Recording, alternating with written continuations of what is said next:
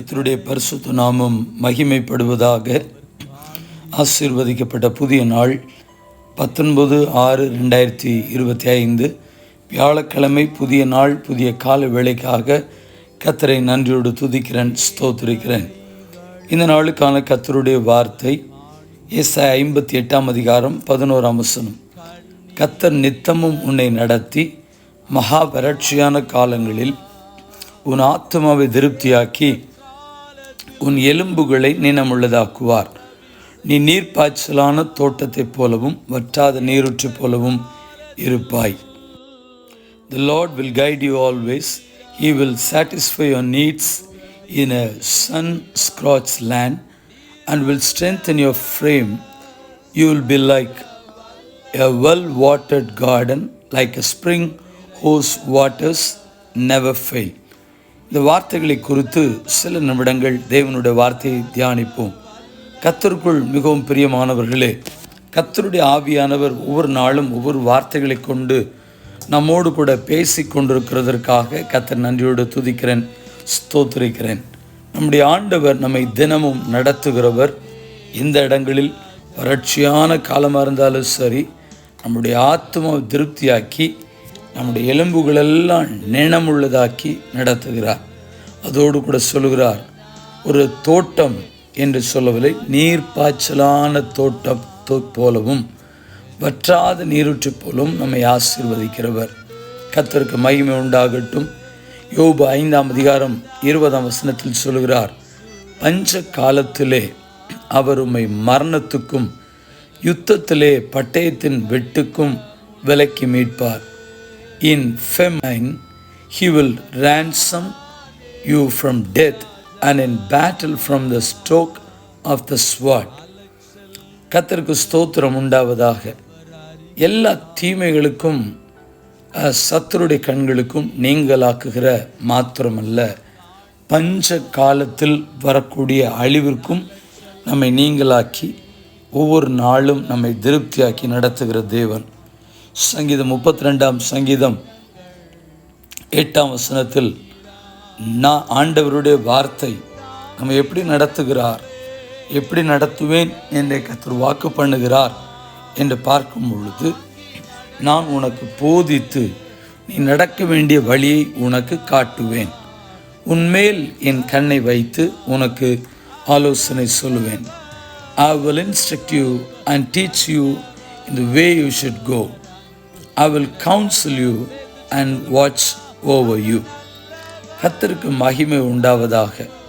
சங்கீதம் 33:19 விதமாய் சொல்லப்பட்டிருக்கிறது, பஞ்சத்தில் அவர்களை உயிரோடு காக்கவும் கர்த்தருடைய கண் அவர்கள் மேல் நோக்கமாய் இருக்கிறது. To deliver them from death and keep them alive in famine. கர்த்தருக்கு ஸ்தோத்திரம். நம்மை வறட்சியான காலங்களிலே நடத்துகிறவர், திருப்தியாக்கி நடத்துகிறவர், பஞ்சத்திலும் நம்ம நடத்துவதற்கு நல்லவராக இருக்கிறார். சங்கீதக்காரன் இதை குறித்து 34 சங்கீதம் 9-10 சொல்லுகிறார், கர்த்தருடைய பரிசுத்தவான்களே அவருக்கு பயந்திருங்கள், அவருக்கு பயந்தவர்களுக்கு குறைவில்லை. Fear the Lord, you his saints, for those who fear him lack nothing. அடுத்த வசனம் 10 சொல்லப்பட்டிருக்கிறது, சிங்க குட்டிகள் தாழ்ச்சி அடைந்து பட்டினியாக இருக்கும், கர்த்தரை தேடுகிறவர்களுக்கு ஒரு நன்மையும் குறைப்படாது. The lions may grow weak and hungry, but those who seek the Lord lack no good thing. கர்த்தருடைய நாமம் மகிமைப்படுவதாக. கர்த்தரை தேடும் பொழுது, முழு இதயத்தோடு நம்பிக்கையாக இருக்கும் பொழுது, கர்த்தரை ஆராதிக்கும் பொழுது ஒரு குறைவில்லாதபடி திருப்தியாக்கி நடத்துகிறவர். எல்லா சூழ்நிலைகளிலும் எல்லா சந்தர்ப்பத்திலும் கர்த்தருடைய ஜனத்தை, தேவனை தேடும் பொழுது அந்த ஜனத்தை கர்த்தர் ஒரு நன்மையும் குறைப்படாதபடி தம்முடைய ஜனங்களை ஆண்டவர் நடத்துகிறார். சங்கீதம் 37:19 சங்கீதக்காரன் சொல்லுகிறார், அவர்கள் ஆபத்து காலத்தில் வெட்கப்பட்டு போகாதிருந்து பஞ்ச காலத்திலே திருப்தி அடைவார்கள். In times of disaster they will not wither. In days of famine they will enjoy plenty. கர்த்தருக்கு ஸ்தோத்திரம். நம்மை ஆண்டவர் திரும்ப திரும்ப சொல்லுகிறார், குறைவின்றி நடத்துவேன், திருப்தியாக்கி நடத்துவேன், போஷிப்பேன், பஞ்சத்தில் நடத்துவேன் என்று சொல்லி சங்கீதம் 48:14 சங்கீதக்காரன் சொல்லுகிறார், இந்த தேவன் என்றென்றைக்கும் உள்ள சதா காலங்களிலும் நம்முடைய தேவன், மரண பரியந்தம் நம்மை நடத்தும். For this God is a God forever and ever. He will be our guide even to the end. சங்கீதம் 73:24 சொல்லப்பட்ட நம்முடைய ஆலோசனையின்படி நீர் என்னை நடத்தி முடிவிலே என்னை மகிமையில் ஏற்றுக் கொள்வீர். ஆலோசனையின்படி நம்ம நடத்துகிறவர். You guide me with your counsel and afterward you will take me into glory. கர்த்தருக்கு ஸ்தோத்திரம் உண்டாகட்டும். கர்த்தரை நாம் முக்கியப்படுத்தும் பொழுது, ஆண்டவரை கனப்படுத்தும் பொழுது, ஆண்டவரை நாம் முதநிலைப்படுத்தும் பொழுது, நீதிமொழிகள் 3:8 சொல்லப்பட்டிருக்கிறது, அது நாபிக்கு ஆரோக்கியமும் எலும்புகளுக்கு நினமுள்ளதாக்குகிறார். நடத்துகிற மாத்திரமல்ல, கர்த்தர் நித்தமும் நம்மை நடத்துகிற மாத்திரமல்ல, நம்முடைய எலும்புகளை நினமுள்ளதாக மாற்றுவதற்கும் கர்த்தர் நல்லவராக இருக்கிறார். அப்படி கர்த்தரை ஒரு மனிதன் நம்பும் பொழுது, கர்த்தரை சார்ந்திருக்கும் பொழுது, ஆண்டவர் சொல்லுகிறார், அவன் தண்ணீர் அண்டையிலே நாட்டப்பட்டதும் கால்வாய் ஓரமாக தன் வேர்களை விடுகிறதும், உஷ்ணம் வருகிறதை காணாமல் இலை பச்சையாயிருக்கிறதும், மலை தாழ்ச்சியான வருஷத்திலும் வருத்தமின்றி தப்பாமல் கனி கொடுக்கிறதுமான மரத்தை போல் இருப்பான். He will be like a tree planted by the water that sends out its root by the stream. It does not fear when heat comes. It lives always green. It has no worries in a year of drought and fear never fails to bear fruit. எரேமியா 17:8 இந்த வார்த்தை சொல்லப்பட்டிருக்கிறது.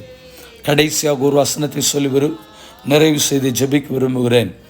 பரிசுத்த ஆவியானவர் நமக்குள்ளே இருக்கும் பொழுது அவர் சகல சத்தியத்திற்குள்ளும் நாம் இடறி போகாதபடி சத்தியத்திற்குள்ளும் நம்மை நடத்துகிறார்.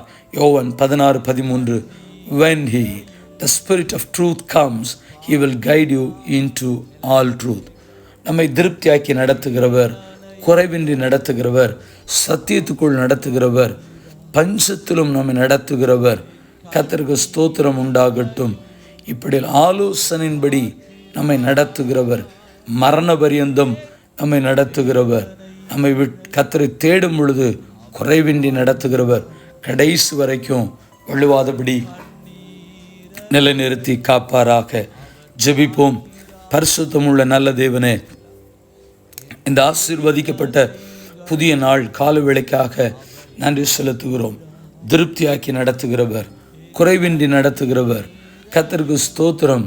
ஹல்லேலூயா. பஞ்ச காலத்தை நடத்துகிறவர், மரண பரியந்தம் நடத்துகிறவர், ஆலோசனையின்படி நடத்துகிறவர். கர்த்தருக்கு ஸ்தோத்திரம் உண்டாகட்டும். சகல சத்தியத்துக்குள்ளும் நடத்துகிறவர், கடைசி வரைக்கும் நடத்தி உம்முடைய ஜனங்களை குறைவின்றி பாதுகாக்க ஜெபிக்கிறோம். கர்த்தருக்கு ஸ்தோத்திரம் உண்டாகட்டும். எலும்புகளை பலப்படுத்தும். ஒருவேளை இந்த ஜெபத்தை என்னோடு கூட இணைந்து செய்கிற தேவ ஜனங்கள் யாராக இருந்தாலும் சரி, அவருடைய நாடி நரம்புகள், எலும்புகள், தசைகள், திசுக்களை கர்த்தர் பலப்படுத்தி எலும்புகளை நினமுள்ளதாக்கும்படியாய் ஜெபிக்கிறோம் ஆண்டவரே. ஹல்லேலூயா. ஆசீர்வாதமான வழியில் நடத்தி எந்த விதத்தில் குறைவின்றி நீர்ப்பாய்ச்சலான தோட்டம் எப்படி பசுமையாய் செழுமையாய் இருக்குமோ, நீரூற்றான இடம் எப்படி பசுமை செழிமையாய் இருக்குமோ, அப்படி கர்த்தருக்குள்ளே நாட்டப்பட்டிருக்கிறவர்கள், கர்த்தரை தேடுகிறவர்கள் ஆசீர்வாதமாய் வாழ்வார்களாக. இந்த ஜெபத்தை செய்த அத்தனை தேவ பிள்ளைகளையும் ஆசீர்வதித்து காப்பீராக. நசன இயேசுவின் நாமத்தில் தாழ்மையோடு ஜெபிக்கிறேன் பரிசுத்தமுள்ள நல்ல பிதாவே, ஆமென். வாழ்த்துக்களுடன் ஜெபங்களுடன் pastor Jebadas. WhatsApp 9345353 730. May Jesus bless you all. Amen. Amen.